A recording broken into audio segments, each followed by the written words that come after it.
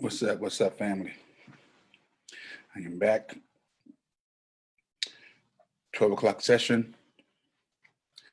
We're going to talk about reasons to own a pistol or reasons to own a firearm. Many people are limited in their scope about why we should own a firearm. But I want to deal with something real quick. Let me see this. Move this out the way. Go here. Screen share. So again, Lone Wolf Firearms is back. If you want to contact me, go to lonewolffirearm@gmail.com. That's lonewolffirearm@gmail.com. You can go to my Facebook page, which is Lone Wolf Firearms Training. Lone Wolf Firearms Training. It tells you all the prices. You see some videos. If you want to Cash App, you go to $ Lone Wolf Firearm. Lone Wolf Firearm. I have a Zelle account. Just type in Lone Wolf Firearms Training. PayPal. Lone Wolf Firearms Training through PayPal. And so again, it's about that you know how to reach me and how to properly, if you want to support. So with that said, the topic of this lesson, not gonna be long, is reasons to own a pistol. As you can see, I am screen sharing with you right now. Again, this is some of the training that you would have gotten at 12 o'clock if you had registered from 12 to 2. Again, Mondays, Wednesdays, and Fridays, 3 times a day, from 9 to 11 in the morning, from 12 to 2 in the afternoon, and from 3 to 5 in the afternoon. If you sign up, 2 hours uninterrupted of firearms training and teaching, okay? So with that said, let's get straight to the topic. Reasons to own a pistol or reasons to own a firearm. There are many reasons to own a pistol and firearm. One reason could be recreational shooting. Recreational shooting, which is important. Why is that? You know, when you go to the ranges, the range will provide you with a firearm and ammo and ears and eyes and the silhouettes, but you're going to pay. You pay for the gun rental, you pay for the lane rental, you pay for the ears, the eyes, and your silhouettes. But imagine if you just had your own gun for recreational shooting. If you had your own gun, you would not have to pay for gun rental. And recreational shooting is something that I would encourage more people to do. In order to remove the mystery, you must know some of the history. Say this again. If you want to undo the mystery, you must know the history. So I'm saying, take time out your day. Take time out. Go to the range. Every state has a range. And do some recreational shooting. That is one reason to own a pistol, for recreational shooting. Just shoot around with your family, your loved ones. Go to the range and just release some stress, or just sharpen your tools, sharpen your skills. Okay. Another reason could be competitive shooting. Most people don't even think about competition shooting. There's competition shooting nationwide. NRA has classes. They have shooting competitions. A lot of a lot of clubs have competition shooting. And again, once you start to shooting, you may develop you may become real proficient in what you do, and you may want to enter a competition to match your skills against others. Again, one thing about shooters, we're always learning from one another. We try to better our technique. We try to simplify things, and we're very competitive, very competitive. You know, you have shooters, you get shooters. I am a master marksman. I am unapologetic about that. I teach you how to shoot. I make you a better shooter. But I also know this. I'm always looking for ways to get better myself. I'm always looking and learning and listening. So competitive shooting is a reason to own a pistol. Number 3, hunting. Hunting. Most folks don't even think about hunting. Well, hunting is a reason to own a pistol. You know, it's one thing to watch hunting on the National Geographic or the History channels, and it's another thing to take part in the hunt yourself.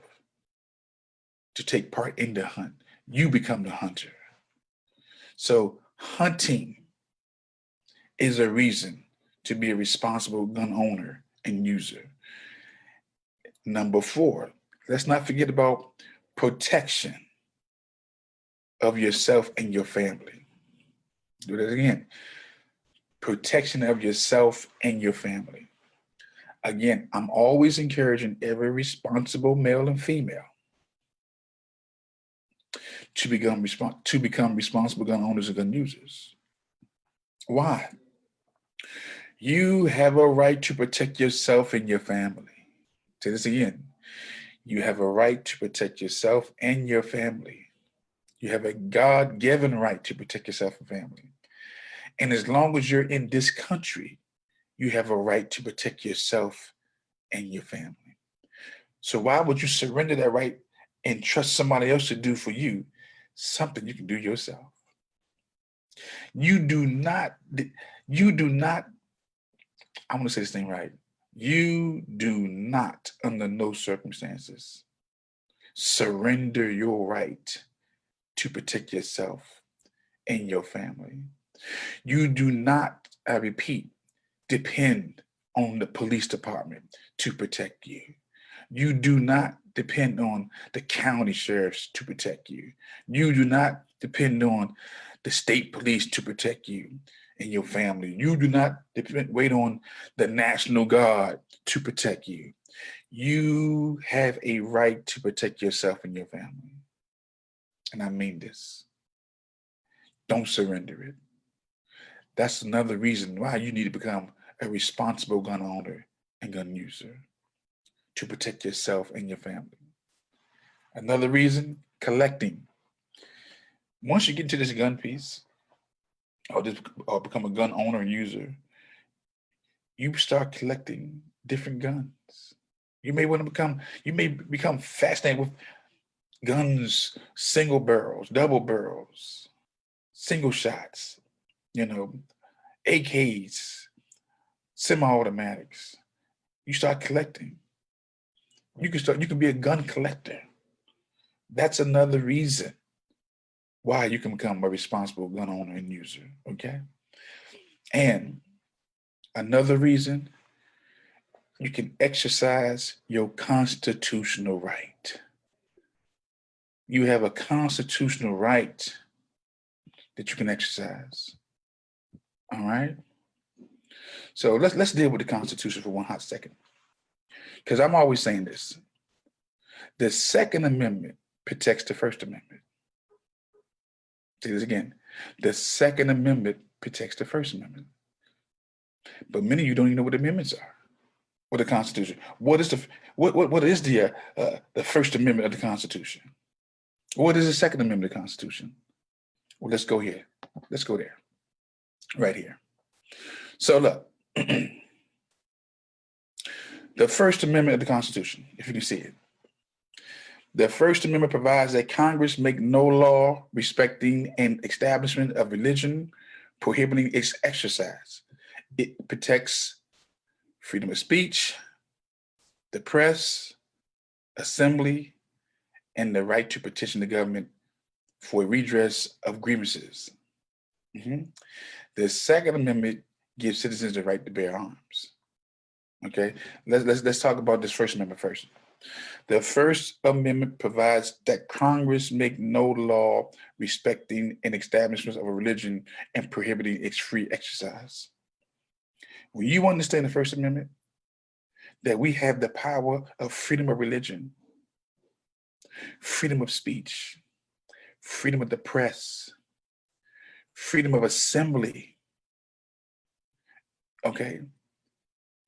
Congress cannot stop these freedoms. They cannot stop these freedoms. And that's why we have the Second Amendment, okay, where it says, one of the 10 amendments to the Constitution comprising of the Bill of Rights, a well-regulated militia being necessary to the security of the free state and the right of the people to keep and bear arms should not be infringed. Okay? So when you see that the Second Amendment protects you from freedom of religion, it protects that freedom of speech, it protects that freedom of press, it protects that freedom of assembly. Many of us out here right now don't even understand that the only reason why you were able to protest and had this free press and had this freedom of religion and had this freedom of assembly is because of that Second Amendment. That Second Amendment that allows you the right to bear arms. Okay? So I'm trying to show you the reasons why. The reasons why you need to own a pistol or you need to own a gun. Not just for recreational shooting. That's one reason. Not just for competitive shooting. That's another reason. Not just for hunting. That's another reason. Not just to protect your family and yourself and for collecting, but you have a constitutional right to bear arms, family. And I hope and I pray that you become a responsible gun owner and gun user, and you exercise your constitutional right to bear arms. So with that said again, on Mondays, Wednesdays, and Fridays, this is what you get from me, from 9 to 11, from 12 to 2, and from 3 to 5. Okay? We will go over the gun, safety, the parts of the gun. And we're gonna have a conversation about guns. And I'm gonna make you a better shooter. You're gonna be an astute person who knows when you'll be able to identify the parts of the guns when you see it. And maybe you just may be able to make that gun safe, not just for yourself, but for your family. So again, I bring this session to a close. I need to share this video. Share this video. I see myself probably gonna go through this whole training session, and you'll be a smarter, more aware, more astute citizen about these guns, revolvers or semi-automatics. Okay. So with that said, today is a great day to go to the range. Today is an even greater day to become a responsible gun owner and gun user. With that said, thank you for tuning in. Again, go to my site, go to my page. You can register at lonewolffirearm@gmail.com. You can also cash at me at $ lonewolffirearm. Again, this is listen to me. This is information that most folks can't even articulate. You know, this is what I do: train and teach.